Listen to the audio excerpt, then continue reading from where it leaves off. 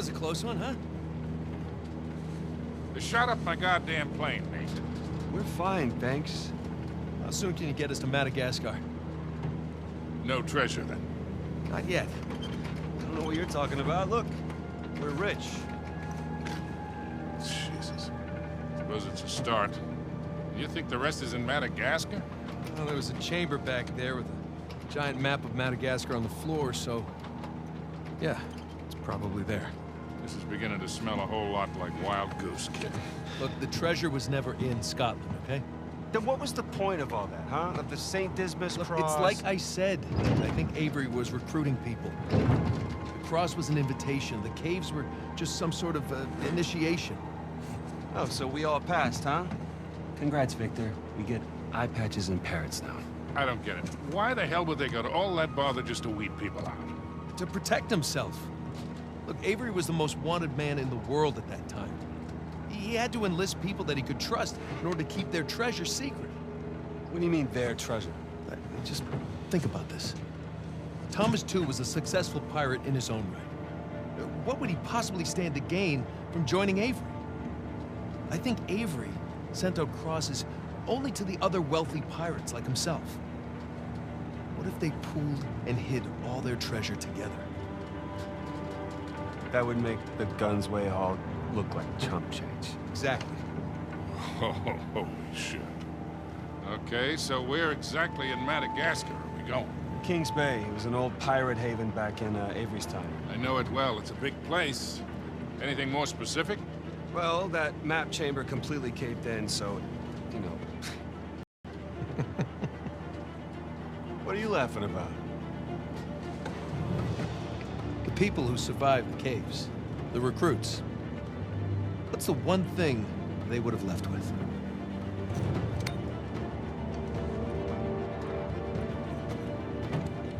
There's a volcano on this. There's a volcano near Kings Bay. Which means we need to get a move on.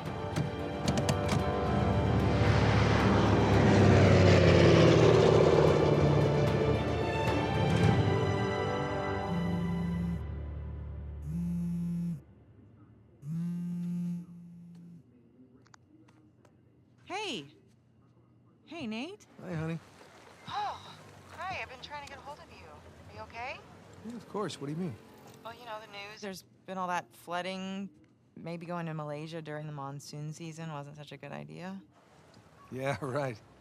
Right, yeah, it grounded us for sure. You know, had some equipment failure, but, you know, no one's hurt or anything.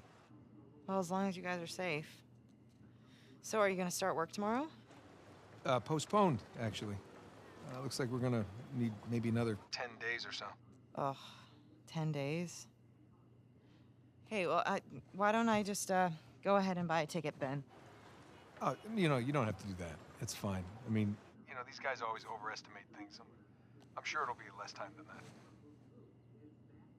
that. Okay, well, you know, don't rush. Make sure that you're safe. Oh, I will. Always do. Listen, I'm sorry. I gotta go. Jameson's calling me over. Okay. I love you. Love you too.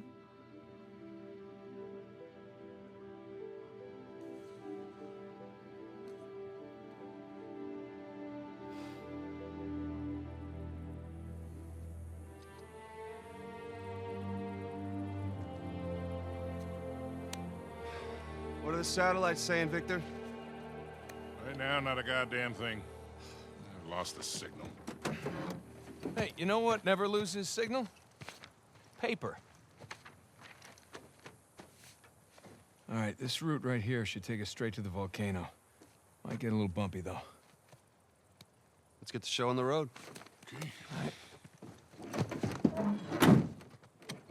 Welcome everybody, Josh here, back again today with a brand new and special product review. Today we're talking about this, which is the PlayStation 5 Pro. So as you guys know, I'm a huge fan of both Microsoft as well as Sony's platforms. I've been playing them since I was a kid. And so naturally when a new system comes out that's a little bit more powerful, I would generally be a little bit more happy about it. I'd be excited for the future of gaming, what gaming entails. But for this announcement, I think I'm a little bit disappointed. I think a lot of people are a little bit more disappointed in the direction that Sony has gone with the overpriced $699 version of the PlayStation 5 Pro. And what's even more disappointing about the fact that the system itself is $699 or $700 USD is the fact that this console does not come with any new games to play. It's running older console games with better graphics. I think that that's the selling point of this system, is the fact that this does have better hardware, it does have better specs, but at the end of the day you're paying a little bit more for a little bit less, and you don't even get the PlayStation 5 stand that the base model PS5s, which I do currently have, come with. And I think that's a little bit disappointing, is the fact that this console does cost so much, doesn't come with the basic features that you typically expect with a Pro model version of this system. And even that, it doesn't even come with the DualSense Edge controller, which I do currently have a DualSense Edge controller, which I have been playing video games on with a variety of different games. And I think that this controller is fantastic. This comes with the base model PS5 controller that you're used to picking up when you actually get a base model PS5. And while the controller is fine per se, I don't think it necessarily has the power and the staying capabilities of the PS5 DualSense Edge, because you can actually replace the Joy-Cons on this. And if the controller itself does have stick drift, you can remove the Joy-Cons and actually put new ones in, which is pretty cool. You can't really do that on a base model PS5 controller. And I've already done a huge, massive review of the PlayStation 5 like a year or so ago. And with that being the case, I've had my console for at least 2 years now, and I played a variety of different games, from The Last of Us to Uncharted to pretty much all the exclusives that Sony does have to offer on this system. And while they run smoothly on the PS5, I don't think that there's any justifiable reason to go out of your way to spend $700, sometimes $800 or even $900 depending on the region where you live, on this new system when it doesn't have the disc drive. It doesn't have the capability of actually taking a disc from the case and placing it in the system. You have to buy that separately, which is also a non-selling point to buying this system. I don't want to be ragging on Sony per se, just due to the fact that I do love their systems and their exclusivities with their games, but I think that for the average consumer, things are already as expensive as it is with groceries, with buying gas, with trying to pay just to live. And I think that with Sony charging everybody and price gouging with the systems now, that doesn't include the basic features that you would expect with that system, such as the disc drive or even the stand itself, which you have to buy separately now for like $30. And my actual base model PS5 did come with a stand as well as a controller, so I pretty much got everything I needed to play games right away. Now my controller, after a few years, my base model PS5 controller did get the Joy-Con drift that is pretty much commonplace with Xbox and Nintendo Switch controllers, which you do have to go out and place your controllers eventually. But I think that for the overall price of what you're paying for, you should have at least gotten the PS5 DualSense Edge controller. I think it's silly that they launched this console with the bare minimum in terms of what they could do with the hardware and the software. The hardware itself is pretty impressive with the ray tracing features, the fidelity mode that's standard in the console now, but I think that for the average person, they're not going to rush out to buy the PS5 Pro model,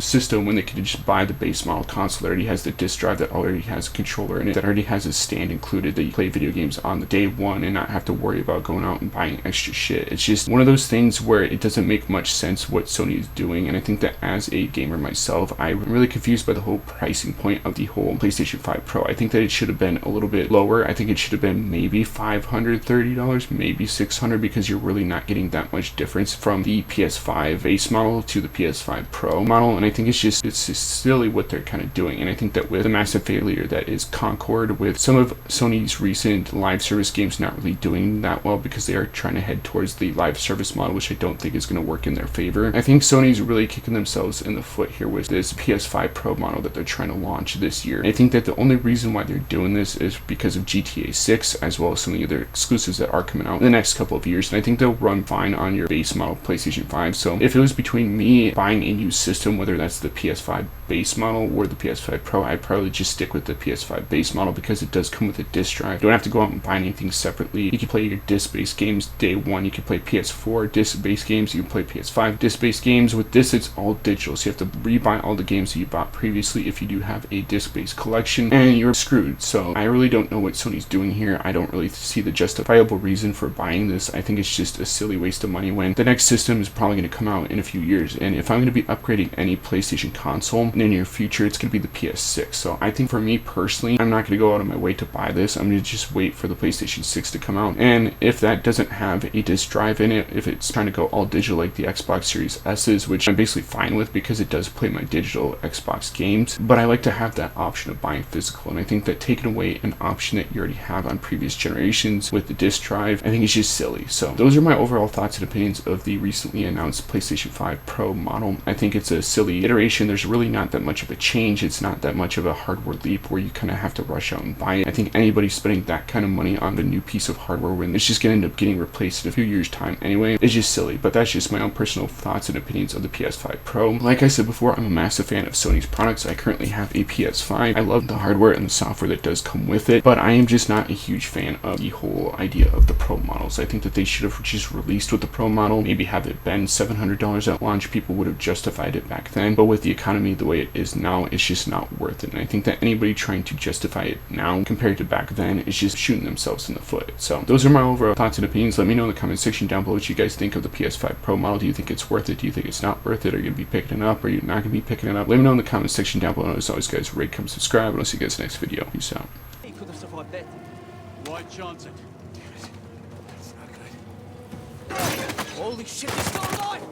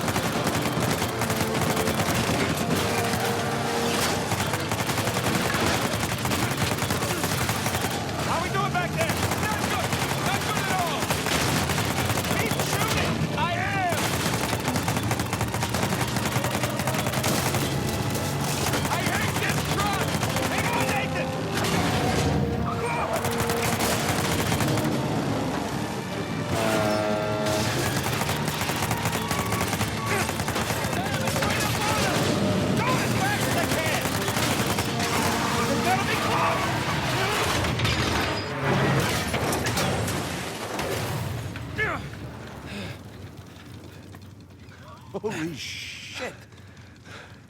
Yeah. You good? Yeah. All right. Let's get out of here.